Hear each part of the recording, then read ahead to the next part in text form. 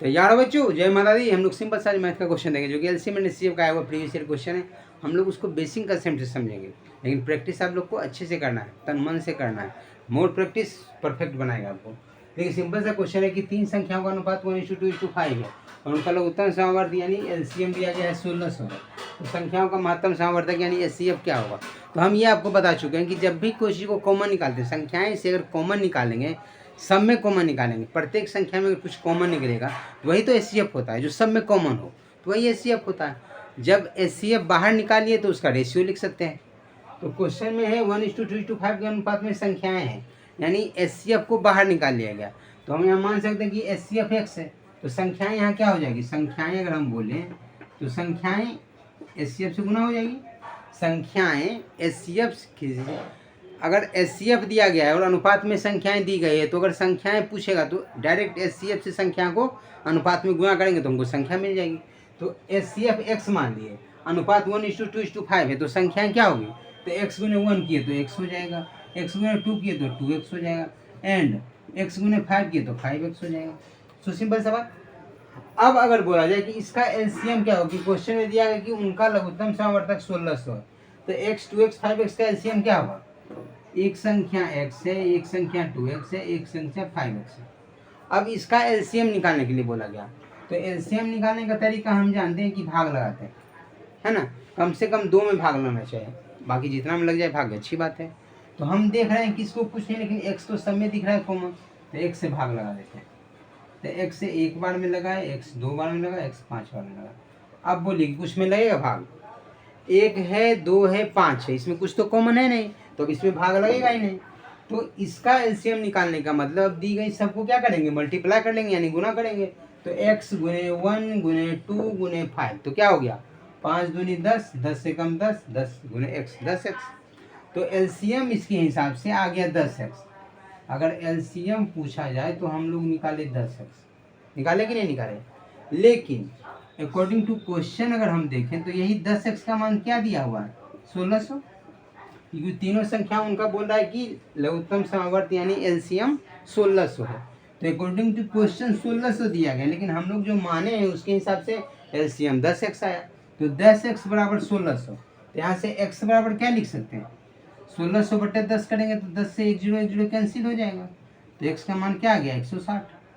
तो x का जो मान है वही तो आपका एचसीएफ है।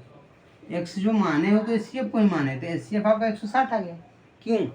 क्योंकि एचसीएफ जो होता है वो संख्याओं से कॉमन होता है, जो दी गई संख्याओं में सब में कॉमन हो वही तो एचसीएफ होता है।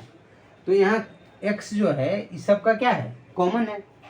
1:2:5 रेशियो में संख्याएं दी गई है, तो उसमें हम मान लिए कि एचसीएफ x है, तो x का मान आया कितना? 160। तो यही आपका क्या हो गया? एचसीएफ हो गया।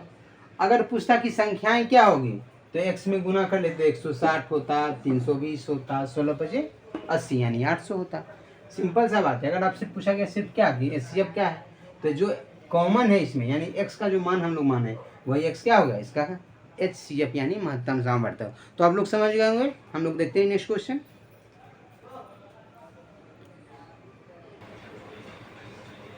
देखो बच्चों सेम उसी कंसेप्ट के क्वेश्चन है कि 3 संख्याओं का अनुपात 3:5:7 है और उनका एलसीएम 5250 है, तो मध्य वाली संख्या क्या थी? यहाँ भी वही सेम कंसेप्ट है।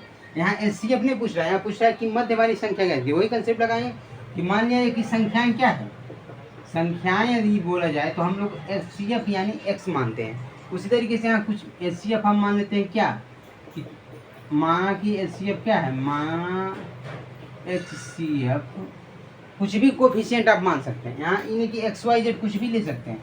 सपोज दैट कि हम माना कोफिशिएंट मान लेते हैं P, यानी माना एचसीएफ P है, एचसीएफ P है, तो यहाँ से संख्याएं क्या होगी? 3 से P को गुना किया तो 3P हो गया, 5 से P को गुना किया 5P हो गया, और 7 से P को गुना किया तो 7P हो गया।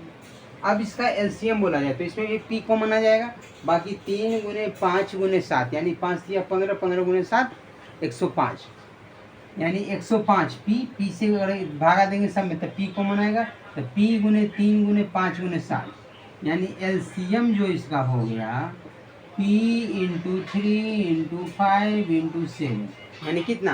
5 या 15, 15 गुने 7 105, 105 P आ गया। 105p आ गया एलसीएम आपका। अगर एलसीएम 105p है, जबकि अकॉर्डिंग टू क्वेश्चन क्या दिया गया है, अकॉर्डिंग टू क्वेश्चन 105p का मान दिया गया है कितना, 5250। तो 5250 को अगर हम लोग भागा देंगे तो 105 को 5 से बार में गुना करेंगे तो 525 होगा, यानी p का मान कितना आ जाएगा 50। 5 बार में 525 है, 0 आ गया। तो इसलिए कह सकते हैं कि p का मान क्या आ गया, p बराबर 50 आ गया। अब आपसे जो पूछा जाए ये p का मान क्या है, p SCF है, क्योंकि यही कॉमन है। SCF आप लोग हम लोग माने हैं p, XYZ कुछ भी वेरिएबल मान सकते हैं, ये देखिए x ही मानेंगे, हम कुछ मान लेंगे, अपना मन जो करेगा वो मान लेंगे, ABCD XYZ कुछ भी मान सकते हैं। तो इस तरीके से अगर SCF p मान लीजिए तो संख्या ये होगी। अब जब उसका मान p का मान आ गया 50, यानी SCF क्या है 50 है। आपसे पूछ रहा है कि मध्य वाली संख्या क्या है, मध्य वाली संख्या यानी 5p का मान पूछा है, तो 5p का मान क्या लिख सकते हैं, 5p यानी 5 गुने p का मान 50 है, तो 5 गुने 50 यानी 250। 250 का right answer for this question. आपसे पूछता कि सबसे बड़ी संख्या कौन सी है, तो सबसे बड़ी संख्या यानी 7p। 7p का मान 7 गुने 50 350। सबसे छोटी संख्या कौन सी है, तो 3p। 3 गुने 50 यानी 150। तो इस तरीके से जो पूछेगा वो निकल जाता। आपको कंसेप्ट सिर्फ समझना है। जिस तरह से जब भी बोला जाए कि संख्याओं का अनुपात दिया गया है, यानी उस संख्याओं से SCF को बाहर निकाल लिया गया, तो SCF हम कुछ भी कोफिशिएंट मान लेते हैं, तो उसको गुना करेंगे तो संख्या ओरिजिनल आ जाएगी। तो हमने यहाँ कोफिशिएंट p मान लिया कि SCF है, तो संख्याएं 3p 5p 7p। अगर एलसीएम दिया है तो एलसीएम को कोरिलेट करेंगे, जो दिया रहेगा उसका मान निकाल लेंगे। यहाँ एलसीएम दिया गया था तो हमने एलसीएम क्या किया, किसका एलसीएम मान लिया।